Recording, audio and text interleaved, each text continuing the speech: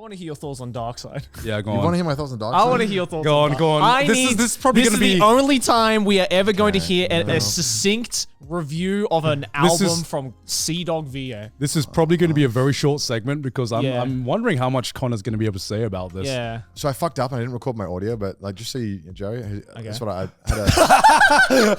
I was like, you know what? I got to appreciate just the music. Yeah. Oh, So no, I put a blindfold on and I just listened. Oh no, that is the best way to do it. And so I didn't know when the songs were changing, which was really annoying because I was well, not annoying, but it was nice. Yeah. Sometimes I could tell. Yeah. So Dark Side of the Moon, it's Yeah. pretty good. Pretty good. What did you like about it? I liked when they actually sang. There was a lot of songs where they didn't do that. Yeah. I feel like you need to be on some kind Drugs. of substance. Oh no, 100% you need to be on drugs. Yeah. I remember like Dark Side of the Moon because it's all like one song. Or Pretty it's much. like two songs, right? Pretty Yeah, much. it's like the entire album flows into each other. Yes. Yeah. Well, the first song was just like, just noise. An intro. Yeah, it was like, oh. Yeah, it was an amalgamation of all of the noises you are about to hear for the next 40 or so minutes. So when I finished, I was like, okay, I remember the ones I liked. And then I looked at the list and I was like, oh, the ones I liked are all the ones that have like 10 times the plays of the other songs.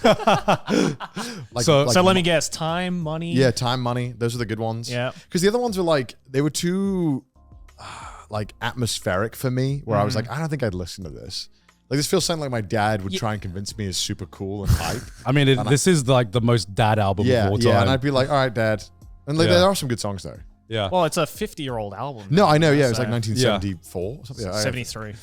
Yeah. It was, and like again, and I when I was listening, I was like, I could picture the time when this came out.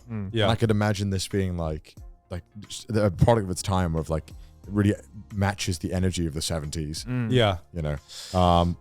But Yeah, I'm gonna guess you didn't like On the Run or see, I don't know which song's which. it's the one before Time. I don't know. The one that sounded like a listened to it. dude on the run.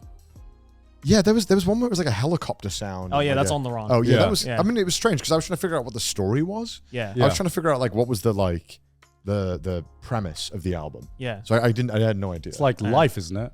Well, the premise of the album is basically, so there's a bit of backstory to this album. So this album came out when Syd Barrett, who used to be a member of the band, he left the band. Yeah. Because he had a lot of mental issues. Right. And so to deal with those mental issues, he left the band. And he was a massive part of Pink Floyd. He was one of the founding members of Pink Floyd. Yeah. This is an album basically that, I mean, there's lots of ways you can interpret this album, but one of the main interpretations from what I've seen and how I like to describe it is it's an album to describe the mental hardships that people go through in day-to-day life and how some people learn to get over it and how some people learn to live with it, and that there is no right or wrong answer to deal with it. So like that's why, like, for example, you know, like in the song like Time, for instance, there's like a lot of lyrics talking about like, you know, are you wasting time? Are you using your time effectively? Yeah. You know, is time is important after time is precious after it's already gone. Yeah. You know, and like in the case with Money, for instance, Money is like a great song because it describes like money in all sorts of different ways. How it's the root of all evil. It's bad. It can be good. Capitalism. Capitalism. Capitalism. You know. Yeah. And like and you know, I think so. What did you think? My favorite track of Dark Side is Great Gig. Great Gig in the Sky. That is what a beautiful album. What do you think of that Beautiful one? song. How did that song It's go? the one where it's the fucking girl going. Ah, ah, ah. She got paid $50 for that song, Did she actually? Yeah. No fucking way. and it's all improvised. Oh really? Yeah, she was given the piano segment, the instrumental segment, and the Yeah. band just said play it and sing it Yeah. how you think it should be sung, Okay. and that's what she did. And that song is actually about the 5 stages of grief of like losing somebody. That was a long song, right? yeah, that was about 4 minutes or so. Really? There's one song that went on forever. Us and Them, probably. Maybe like it was like a 7-minute song. Yeah, that's yeah, Us and yeah. Them. And I was like, because I had my blindfold on, so I had no idea where I was at. I was like, I feel like this song's been going on for ages. Yeah.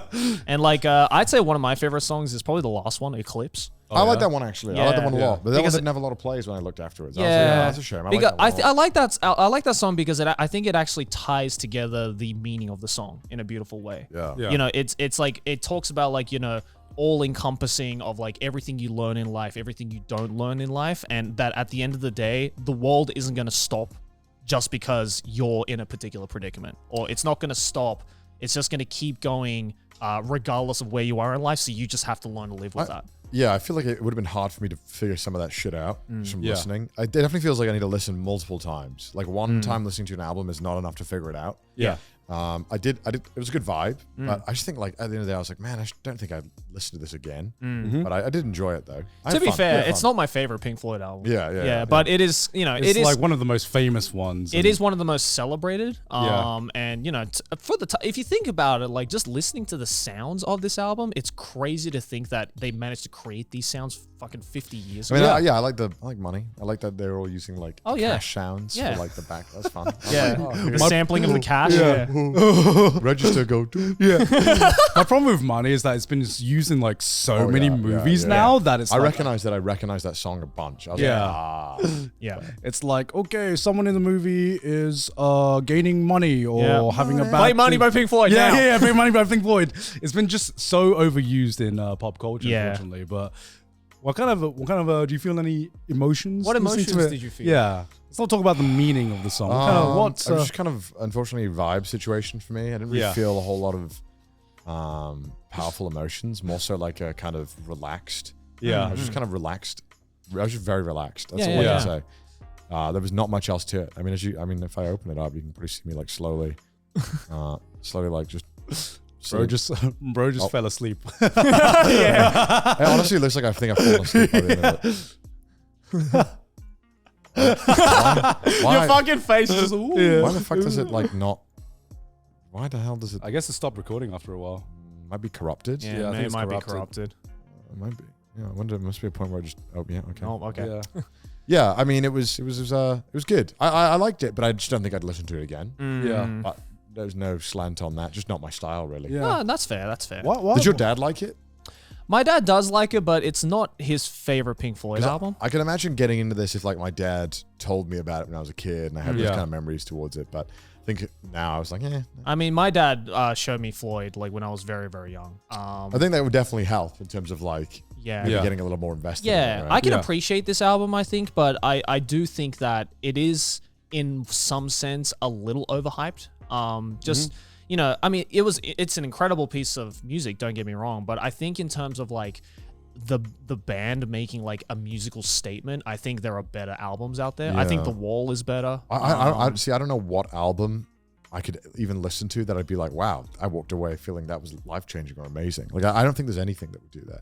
Maybe, I think for me it was The Wall by Pink Floyd. Yeah, I mean, I think the thing about just music or art in general is that a lot of times you have to be in the right place. Yeah, I'm not there. Yeah, it's like, you know, it's art is about communication. They're communicating a feeling or an idea or something. Yeah. And a lot of times, if you're just not in the right mental space to, especially in some of these deeper pieces of media, if you're just not in the right mental space to just be like, I just want to see something entertain me, you know, then you're just not going to get the message. And that's fine. Yeah, that's fine. That's totally fine. Because sometimes in order to have something that is a life-changing piece of media, sometimes maybe something has happened in your life. Maybe you're searching for something and you watch that one thing that makes you have that realization that you wouldn't have had maybe like. Oh, there have been many instances where I've listened to an album for the first time and it didn't hit me as hard, and then I'd listen to it again after a certain period of time and it